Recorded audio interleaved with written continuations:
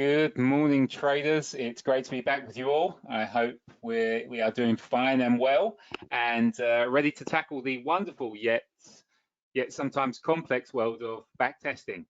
I hope I'm coming across loud and clear, and the welcome slide is positioned on the screen. As usual, any issues, our very friendly support team will try their best to get you up and running.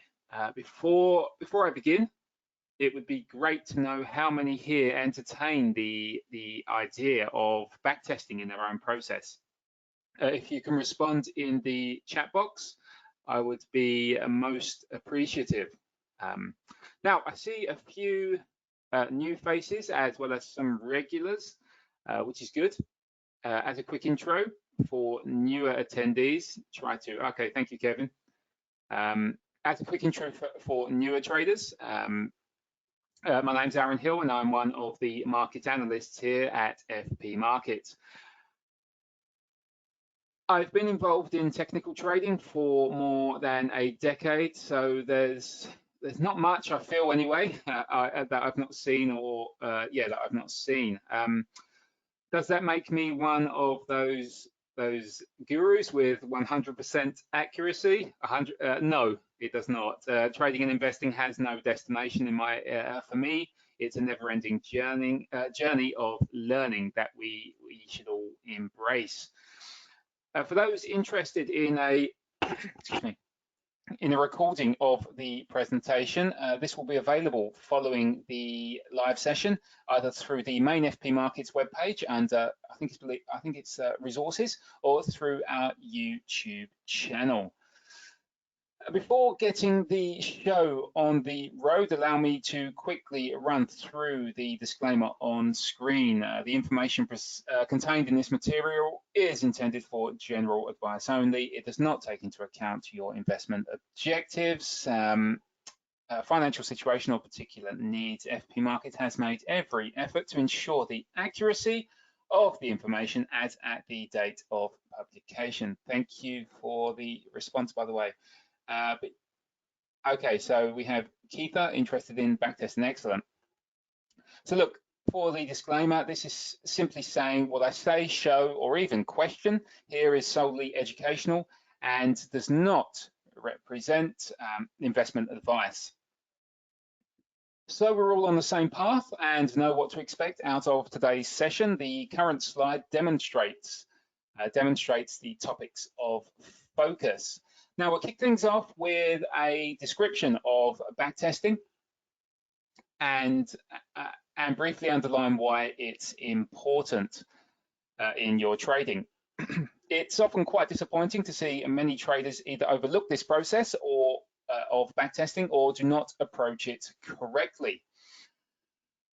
Next in the queue is discretionary and non-discretionary systems. We'll look at characterizing the differences between the two and between a discretionary, which is so we'll look at characterizing the differences between the two systems here. And finally, this section, methods of backtesting.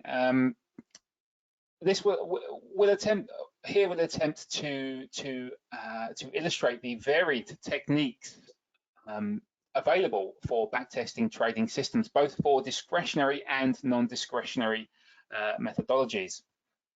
And as for here, the Q&A section, I can take any questions I missed at this point during the presentation. That I missed during the presentation. So, what is backtesting? In my view, backtesting is the process of assessing a trading method's performance based on historical data. There's a number of different methodologies designed to test a system's validity, ranging from a simple manual test to more complex walk-forward optimization for non-discretionary systems. We'll touch on some of those at the end, near the end of the presentation. Before putting a strategy to test, of course, you must have a trading strategy to test. This this is or should be obvious. You'll be surprised though how many lack a complete method and are testing it in, shall we say, half-done form. Look, I won't diverge too much on this, but please bear with me as it will likely help some of the newer traders present. Complete trading systems require key decisions. To be made. Of course, it's beyond the scope of this webinar to touch on all concepts. But as you can see here, I have, excuse me, guys. As you can see here, I have listed some of the, a couple of must-know points. Now, look, markets. What markets will I trade? Just foreign exchange, for example, or so will you be looking at major currency pairs, or will you look at US equity indexes or even European equity indexes? This needs to be clear prior to beginning testing the markets of focus. As I said, just to reiterate, the markets of focus need to be clear before you begin any sort of backtest. Entry and exits are another important topic. For entries, you will you average into a position? For exits, what stops will you use to protect your capital? And what exit strategies are employed to lock in profits? So look, what do I mean by averaging into a position or averaging down in this case? So look, this basically involves buying and selling at successively lower or higher prices to improve the average rate of the desired long or short position. Yeah, I know that's a bit of a mouthful. Look, as a quick example, imagine euro-dollar trades at 120, and you believe that although the pair is falling, it'll rebound from 118. By that, you can average into the position by entering long positions at technical levels as the price declines. So imagine you enter long at 119 and 118. By doing so, you're long at an average price of I believe it was 1850. This is simply found by adding 1.1900 to 1.1800 to get 2.37, and then you obviously divide that by 2 to get your average price, which is 1850. Now, the opposite of averaging down is averaging up, a term known as pyramiding, which many will know as the adding on to winning positions, such as the technical level. So as an example, the technical level breaks in the direction of the trend, and then you would consider adding on to your position. I hope that was clear, guys. As I said, any questions, please do fire away, and I'll try and address them as we progress through the presentation. Risk and money management. Okay, look, this is another vital topic to address. Let me just say this concerning risk management. Without risk management in place, you have a minute chance of being successful in this business. I know this is harsh, and this may come across as harsh, but as traders, we are risk managers first and foremost, as I say in most presentations. So look, risk management. Risk management is in place to help keep losses under control and maintain a good risk-reward ratio. Risk management should be applied by both beginners and also experienced traders. For money management, hi Daniel. So look, for money management, if you're interested, I have a webinar on money management techniques next Thursday at the same time. And finally, trading tactics. Traders must determine their tactics to buy and sell in the market. This is essentially what method one will employ to highlight trading opportunities. Look, I'm sorry for wandering off the somewhat with this with the trading systems slide. But it still surprises me to this day how many traders come to me asking me to look at their strategy, and when I do, it's usually thin, to say the least, and that is no good for backtesting. Trading is a serious business and therefore should always be treated as such. Okay, we have a comment here from Daniel, interested in the CMT. Now, I'm currently in the process of completing CMT level 3. I would highly recommend anyone that's interested in technical analysis to take this course. It's quite intense, but it does open your eyes to the broad range of technical concepts used in the markets. CMT3 is more focused on non-discretionary approaches. How do you access it? We have a question here. How do you access the CMT program? How do you access it? You have to go onto the Chartered Market Technicians website and then apply to become for the CMT level 1. Yes, CMT is the Chartered Market Technicians course, and this is something I'm on now. It's quite intense, guys. It's not an easy course. Just because you understand support and resistance or trend lines, it does not mean you will pass this course. It's quite intense, I found, and that's the mistake I made in CMT level 1, because I believe I am quite an experienced price action trader, but that really didn't help me too much with that course. Obviously, it did with the candlestick side of things, but not too much in terms of indicators and relative strength and things like that, and obviously exploring other markets, so stocks, bonds, and things like that. Yeah, so if you're interested, do definitely look into that. Okay, back to this. So look, backtesting. Why is it important? Or when I say backtesting, I'm more referring to validating. So look, why is it important? Much like the image on the slide, this should be stamped into your trading plan beside the testing section. I cannot emphasize enough how vital it is to validate hypothetical trading or investing ideas before going live. Without it, I feel most traders are lost and would ultimately lead to a lack of confidence, and it does not take much to imagine what will happen next.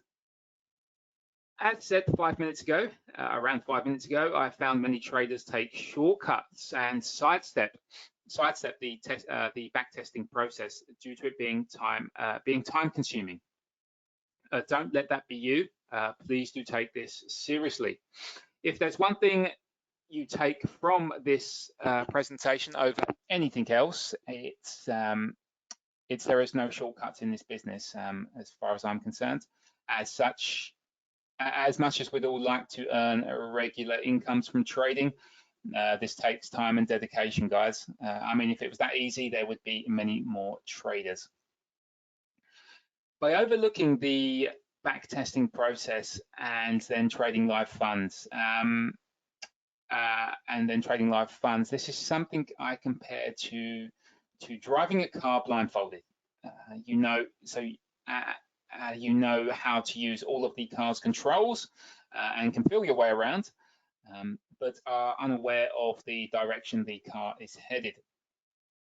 So look, without conducting a thorough backtest in trading, you, like our car driver, have no idea of its potential direction or performance in terms of trading and obviously risk metrics, and therefore no idea of what can potentially occur in future trading. I emphasize the word potential here.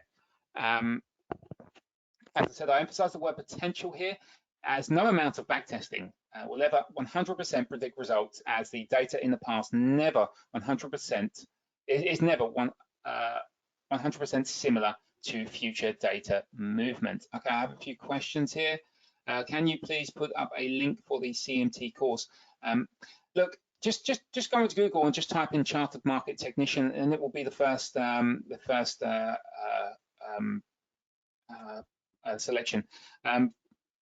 And just click onto that, and then it will take you through it. It's quite easy to apply. It's quite an expensive course, I believe. I think CMT level 1 is around $500–600. But look, do not underestimate this course. That's one thing I would say to you. It's very intense. to learn it, to go through it, but it does open your eyes and it makes you a more rounded technician, I believe. Do you need it to be successful? Definitely not. So don't believe that taking this course will make you successful. That's not the case. I wanted to understand more of the technical side of trading, hence why I took the course. But just, yeah, to be a professional, successful trader, you do not need the course. Let me just emphasize that. There are so many factors where to start in backtesting. Peter, hopefully by the end of this presentation, I'll have answered that question. Okay. We now move on to the second part of the presentation, discretionary and non-discretionary systems. So really there are three types of approaches: discretionary, partially discretionary or partial discretionary, and non-discretionary, which to my knowledge are largely based on technical or fundamental analysis principles, or a combination of the two. Clearly, and I'm speaking solely from the position of a technical analyst here, there are a number of considerations to take into account with system development, such as which style to follow, be it scalping or position trading, more of an investing style. Also, excuse me.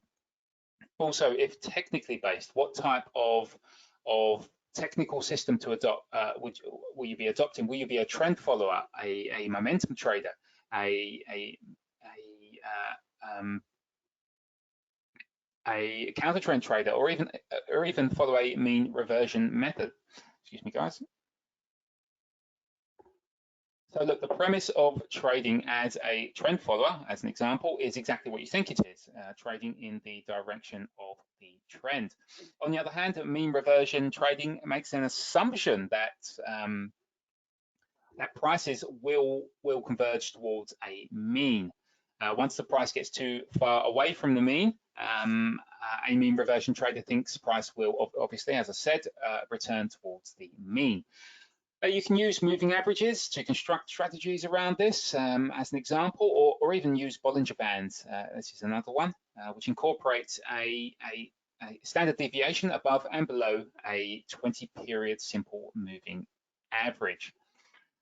Now, look, a discretionary approach is thought of as a trader who works on intuition. I know many websites simply highlight between discretionary and non-discretionary, but there are three according to my studies. So look, a discretionary approach, as I said, is thought to be a trader who works on intuition.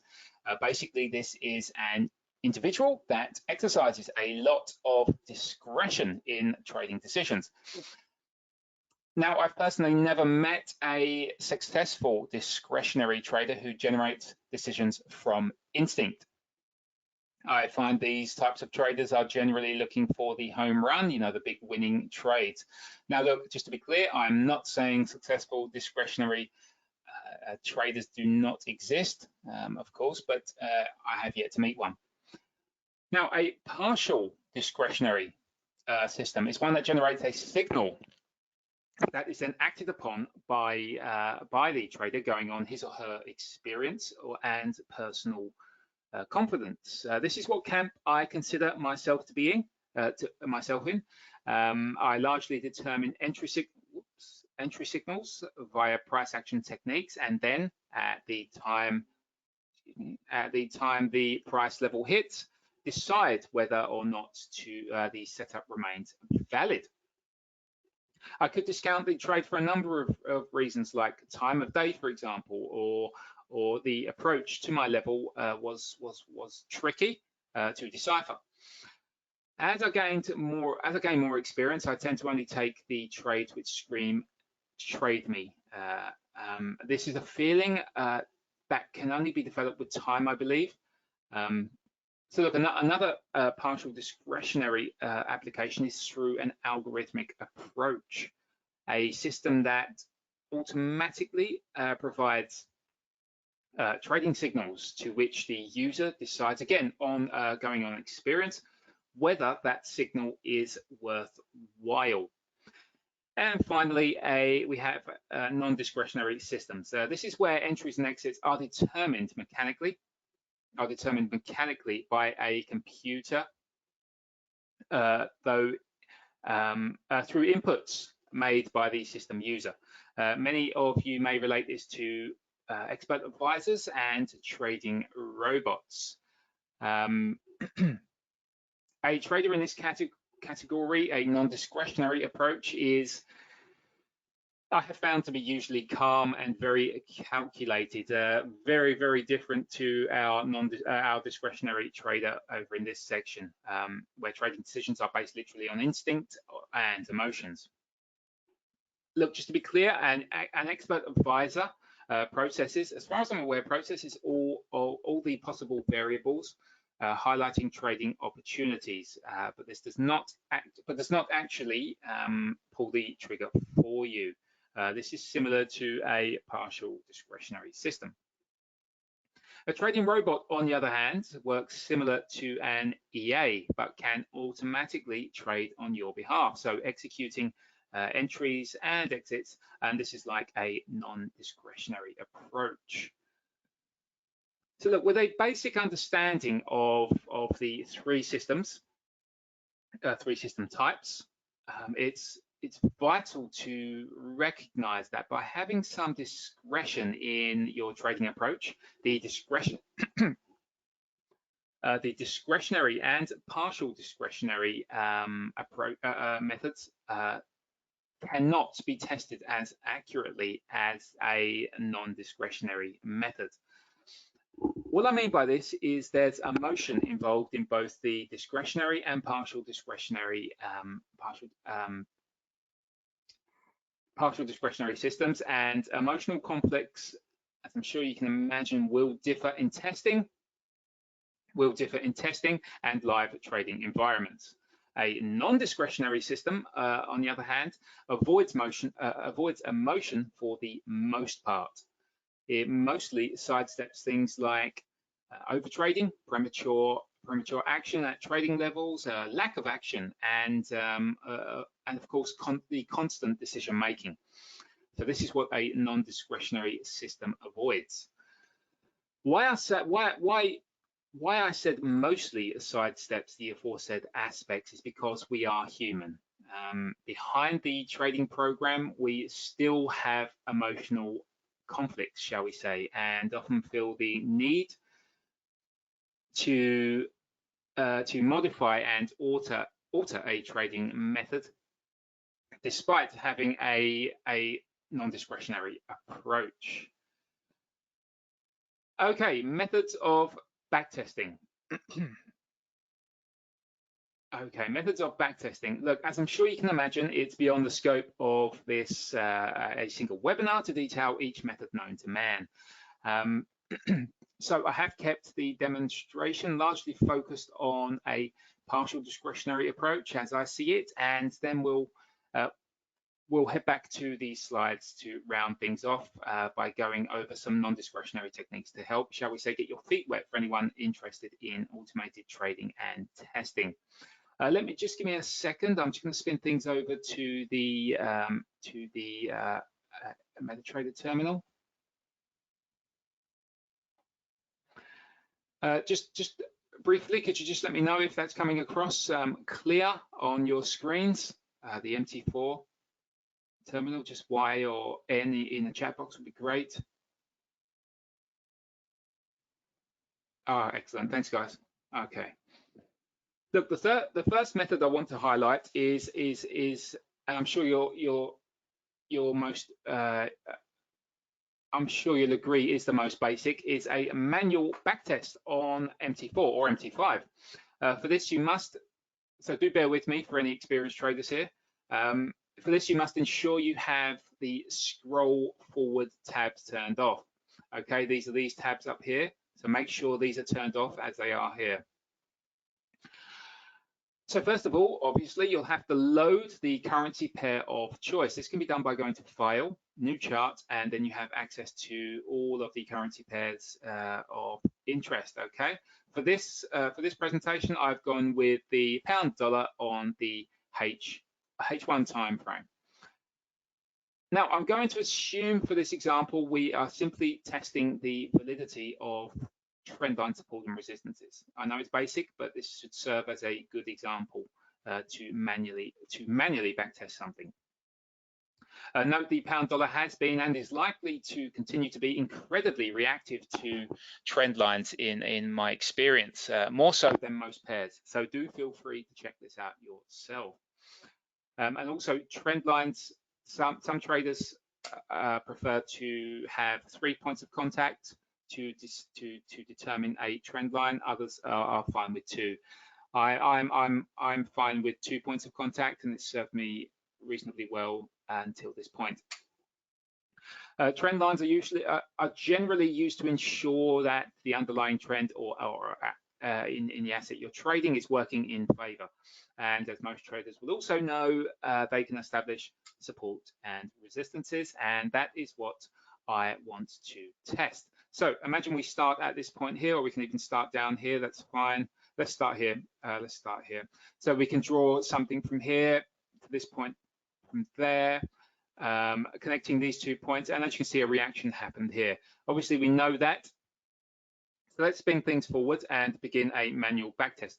Let me just point out that in order to move the chart forward and backwards, it's simply F12 to move forward. As you can see, we're moving forward now. And if you want to reverse things, you simply shift F12.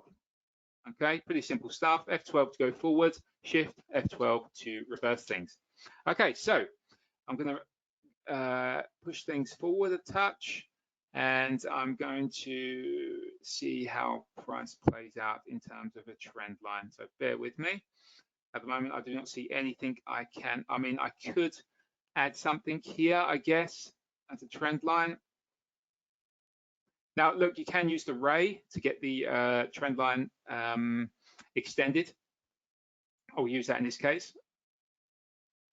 Okay, so as you can see, the pound is continually dropping, and we do have some.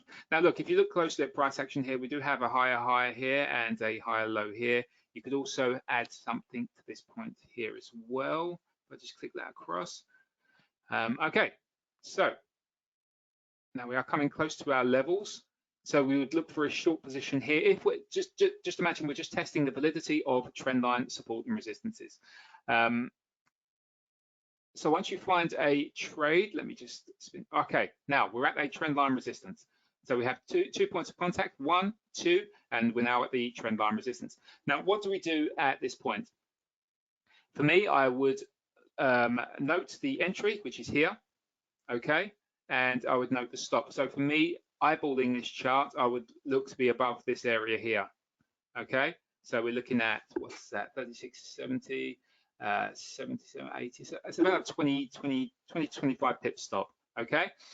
So for me now, I would take a screenshot of this. I would screenshot this, and then on screenshot software, you can usually type in your feelings around this particular trade, note your entry levels, and then also detail your take profit area. So for this, I would be looking at down here, just quickly eyeballing this as the Quasimodo left shoulder support.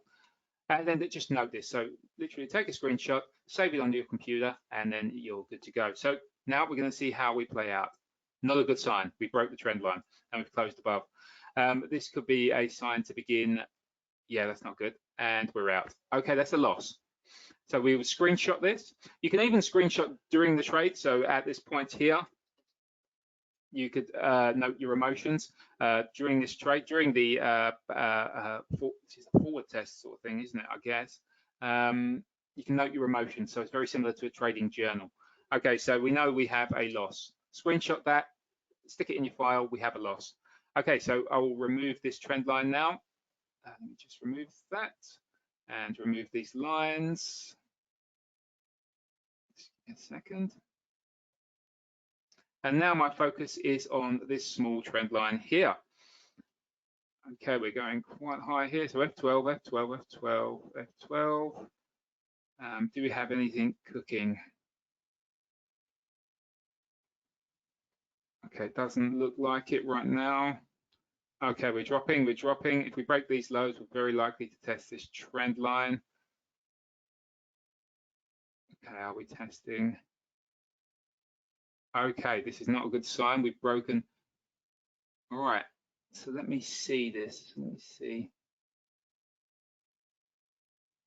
All right, so we are testing the trend line right now. So, okay, another trade. This is trade number 2. We simply select our entry, which is here, so a market order in this case.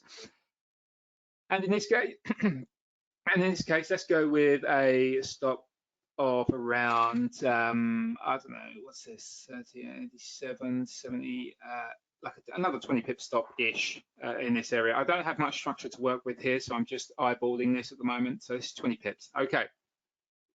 Again, screenshot. So where would I, before screenshotting, where would I be looking to take profit? So on the initial inspection, I see this supply has likely been consumed by these upper shadows here. So I'll be looking at around this area here, 36, 47-ish as an initial take profit target. So again, guys, screenshot this, stick it in your file, and then let's play forward. So F12, okay, this is a reasonably good sign, but we are reacting off of this small supply here, and hence why we've mildly retraced.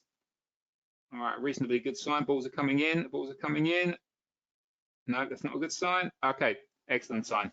Now we're above this area. This was my main point of concern. Now at this point, you could reduce risk to break even, of course. This will be detailed in your trading plan, which is why I said that it's so important to have a trading plan before you commit to back testing, so you know what to do in situations like this. So for this, I've reduced risk to break even. Okay, keep going forward. Very good. This is our initial target as per our trading plan. Okay, we keep going. That's not a good sign.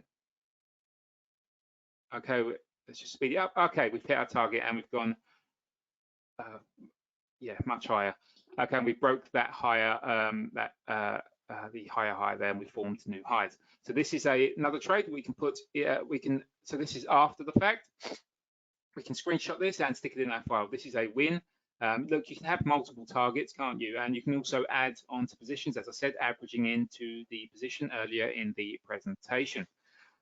Okay, so I hope that answers your question. I hope that not answers the question. I hope that helps demonstrate the way you can manually backtest on MT4. Look, play around with it. Go onto your MT4 platform and play around with this. Now, being a partially discretionary trader myself, I do not have much experience with MT4 and MT5 and the backtesting for non-discretionary approaches. The only knowledge I have gained is through my CMT study, in particular the level 3. So, however, here's what I do know. If you click Control, I believe it's Control R, that brings up your strategy tester in the MT4, and here you have a whole host of functions to work with to optimize a non-discretionary approach. Now, MT4 and MT5 allows you to test automated strategies, and you can use this feature to analyze results and obviously optimize the automated strategy. To use a strategy, as I said, simply click Control R, and this will bring up your system tester. As you can see, we have 2 available to test if you want to. That's already installed onto the platform. Here you select the symbol of choice, and and click on optimization, and you can the from and to dates of the optimization. Here you can export properties, so you can all of your testing metrics, optimization. So yeah, look guys, just go through it. If you're interested in this type of testing or optimization, do have a look at the strategy tester on MT4. Now, hopefully you guys can see this. I've switched over to the what's known as the Forex Tester. Please just Y or N again in the chat box, guys, just to let me know you can see this screen that I've switched over to. If not, I believe I can reshare it. No, this should have come up. Yeah, excellent. Thanks, guys. Right, so look, this is the Forex Tester 5. Many of you may have heard of this. I'm a strong advocate for this program. It's helped me a lot. I was I had the Forex Tester 2, 3, 4, and now I've uploaded to the version 5. Look, I haven't got I haven't got the time to go into detail regarding this software, but I believe they do offer a demo platform that you can test out and see for yourself. Though I would highly recommend this if you want to test your trading ideas. It allows you to play play the chart like a videotape. You can rewind at any point and move forward at any speed. You can also add EAs to the platform, and obviously test any manual trades to see that your strategy actually works. It's probably the best tool, as I've said, for backtesting, and also teaching you how learning more about market movement and the various different techniques you can employ. Look, for the strategy tester, I think you should just click up. Look, I have never used this. I have to be clear, I've never used a strategy tester. As I said, I'm a price action trader. So whether you can simply install the methods here, or you can import your own methods and test it on the data. Now, with the Forex Tester 5, I've signed up to the VIP the VIP select option, and that gives you so much data to work with, and it's highly, as I said, it's highly recommended. Look, just to be clear, I have no affiliation with the company at all. It's just a product I use and I've grown to trust. So look, with this platform, as I said, you can alter the speed. So every tick, and look, it slows the price action down, so you can almost play it as in real time. This is your time frame. You can select the different time frames. Look, as I said, I've not really got time to go over all of the details. This is something you can do in your own time if you sign up to a demo account. But look, I just want to give you a quick demonstration of how we can go forward with this. Let's just see if anything sets up like a trend line or anything. There we go. Right, okay, we have something kicking off potentially here in terms of trend lines. So again, look, guys, I'm only looking for 2 points for my trend line. Some traders will swear by 3 points. That's fine. Trading's a very subjective endeavor, in my opinion. So yeah, look, 2 points, 1, 2. Now we're going to be looking to enter long off of this platform here. Oh, sorry, off of this trend line support. Let's just play it forward. See what happens. Okay, as we get closer to the trend line, I'm going to start using the tick. So what you can do, guys, that we're very close now, you can actually set a pending order. And that's done by here, or new market order. So I'm going to see how close we get to. Okay, this is pretty close to our trend line now. Let me see how it goes. All right, okay, we're at our trend line now. So I'm going to enter a market order. So look, it's very similar to the MT4 or MT5 platforms that you're probably all used to.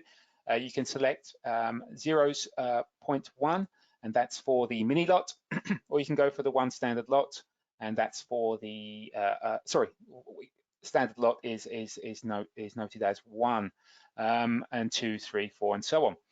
If you want the micro lot, you have to simply spot 0.1, and this gives you a micro lot lot size. Let's go with one standard lot here just for a test. Look, you can set your stop loss via this platform here, and as we know we're entering at this point, my stop loss I want to be below this this low here, so I'm going to set it at about 25 pips. And as for take profit, let me see take profit. I will be looking at about this resistance here as an initial take. Let's go with the Quasimodo resistance up here. So okay, let's buy.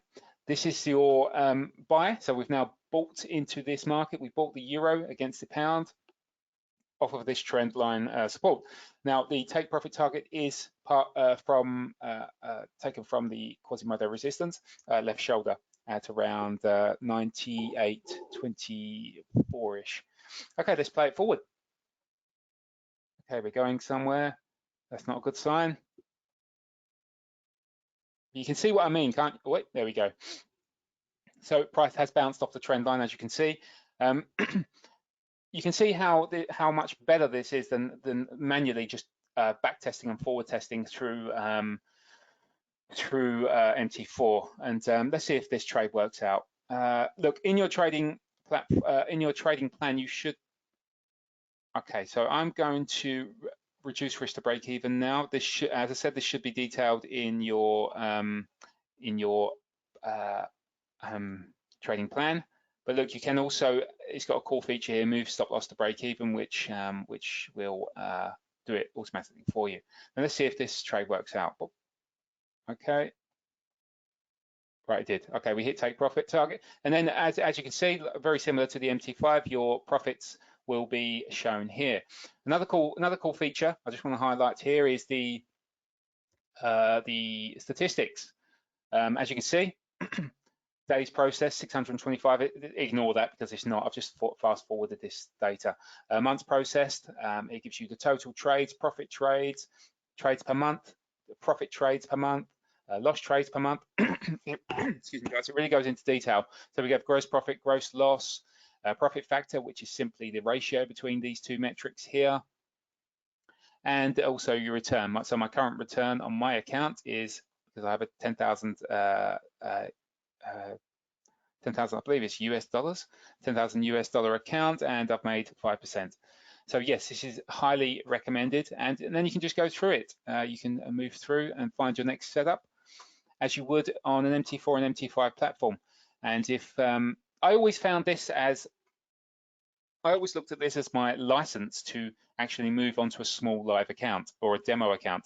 So my license, if I can prove that I can make money on the Forex Tester, I know with a I'm reasonably confident I can then make money with a small live account or even on demo.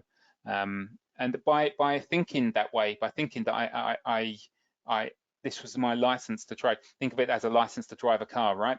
This is my license to trade.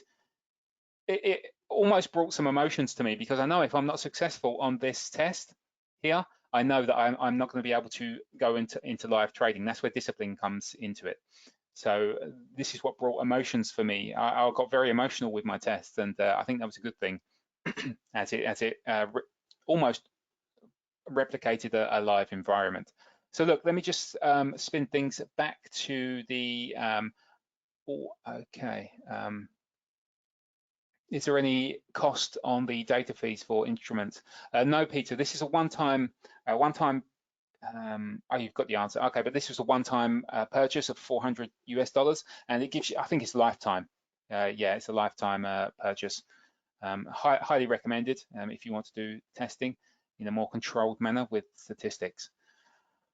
Okay, I don't see any other questions on this, so I'm just going to spin things back over to the slides to focus more on the non-discretionary side of things. I assume you guys can all see these slides, so I'm just going to quickly throw as much as I can at you through as we look to wrap things up. Okay, thank you. And so look, as the majority of the presentation has rested with discretionary approaches, as I said, I'm going to switch things over to non-discretionary systems. So, as we should all know by now, the purpose of backtesting, the purpose of testing or validating a system is to see if it has any use, and also it can be used to locate where any problems may lie that you don't want to find out when you're trading a live strategy. When a system is run through a testing program, this is for a non-discretionary system, what you're looking for is the parameters selected to fall within a range. I've always looked at this as I would like to see continuity in the parameter set. It should be noted that a parameter set should ideally be small, as the tests with large parameters can quickly become out of control in a testing process. You will often come across these two terms, parameters and variables, and in automated trading, which are often used interchangeably. Though according to my studies, there is a difference if you're interested, which I believe is best served through an example. So let's say my rule is in my automated system is buy when a price closes above the 50-day moving average, 50-period moving average. The variables are, in this case, are the closing price and the moving average price. The only parameter in this is the length of the moving average, which is 50. So think of it this way. Parameters are something you define and are fixed over the test. Variables are the result of a calculation and vary as we move through time. Also, look, what did I mean by continuity? Again, this is a topic best served, I believe, through an example. So look, if a 50-day simple moving average was revealed as the best result in an optimization, a result of continuity would mean it is slightly better than the 49-day SMA, and that was slightly better than the 48-day period, and so on. If we have no continuity in the parameter set after optimization, we would therefore have no confidence in the method. If when the parameters are changed slightly and the performance drops rapidly, this parameter is unlikely to work well in the future. If the parameter set remains similar, as we drop from the maximum result, we have what is said to be a stable parameter set in a test, and this is what we want, and this is what we target. Right, so what is an optimization? And look, for this, I'm going to change this slide. So look, optimizing is simply changing the parameters of a system to reach optimal results. Although this can be beneficial, and the results found in optimization may work on future data, system designers must tread carefully. Can I emphasize this enough? The concern, of course, is curve fitting, a practice when the optimization program goes about finding the absolute best parameters for the data selected. But with over-optimization, all this has really achieved is fitting the parameters of the data to the data that's being tested. And as you can imagine, the pitfall here is for the tested system. So for the tested system to work on future data, this data here would have to mimic this data in this portion here. And as you can imagine, that's impossible. And that's where the problems lie. So the only way to overcome this that I'm aware of is to optimize the system on what is called in-sample data, and test or validate the system's parameter on out of sample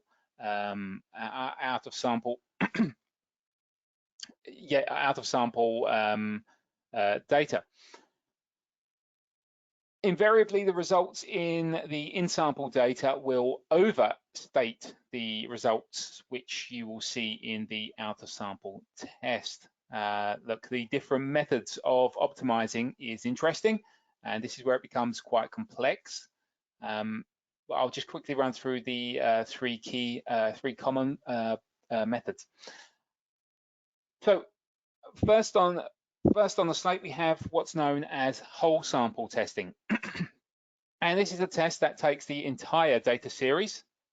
So imagine so on the current chart, imagine this line was removed. We optimize on this whole data series, and yes, as you can imagine, this leaves no room for validation. This is usually frowned upon, and is the closest to curve fitting you'll get. Of course, to avoid curve fitting, you need to include in-sample data to optimize, and then validate on out-of-sample data. Look, the only other way you could do this, if you were doing a whole sample test, is optimize on the whole of the data sample, and then use a demo account to go for test your system on live real-time data as price moves forward.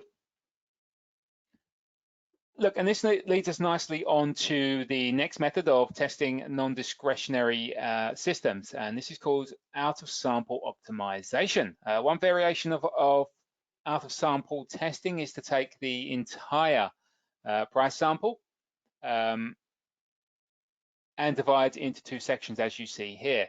The first section should be around 50% according to my studies. Okay, I know the chart here is more 55 in favor of in-sample and 45 in favor of out-of-sample, but I'm sure you get the picture. While the remaining 50% is the out-of-sample data, and that's left aside. So we optimize on the in-sample data and we validate on the out-of-sample data. So how long should a backtest be? I'm talking for non-discretionary approaches here. Obviously, we want as much data coverage as possible to validate our ideas and to achieve what's known as statistical significance. Under using longer test data, which includes bull, bear markets and sideways markets, ensures a good sample test.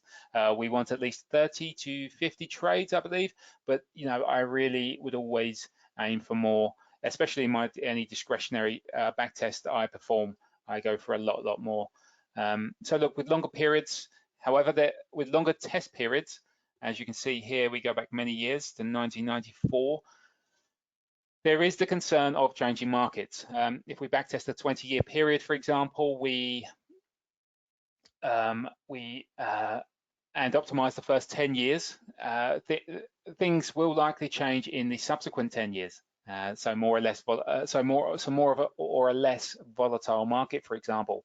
The way to overcome this is to alternate equal periods of data, such as optimizing the first 5 years and then optimizing the 11 years to say 15 years. Okay, so that gives you your 10 years of optimization and 10 years of out-of-sample validation. Another way to overcome this is alternating random periods. Okay, another slightly more complex testing method is the walk-forward optimization, or WFO. Now, WFO is another out-of-sample method of testing that also uses approximately the same data as a regular in-sample and out-of-sample test described previously.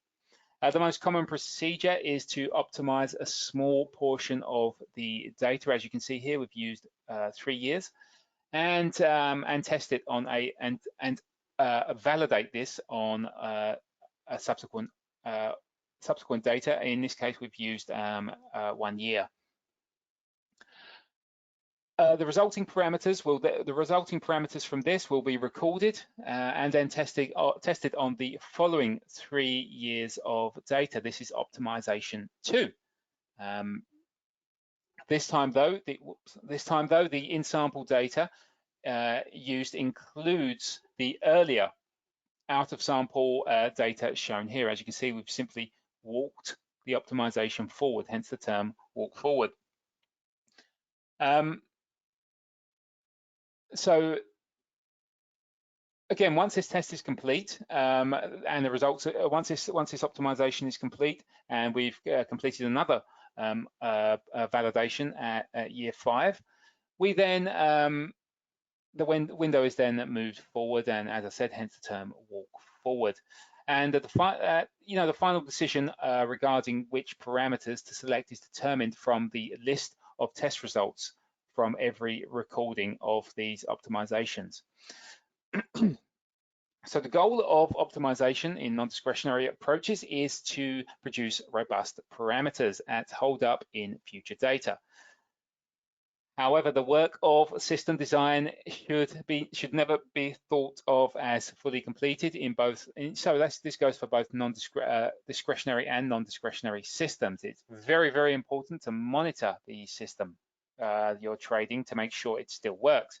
In reality, no system will be in sync with the markets always, all the time. Trend following systems would only work, for example, while the markets are trending. Okay, are there any questions? Let me just reverse things up. Nope, it looks like I got to all the questions. Are there any fresh questions coming through? Okay, we have one regarding software for testing non-discretionary systems. I believe someone recommended a system. I'll just find that.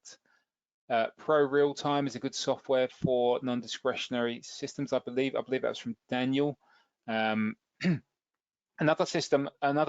software for system testing is non-discretionary system testing, of course, is something called Optima. That's spelled O-P-T-U-M-A.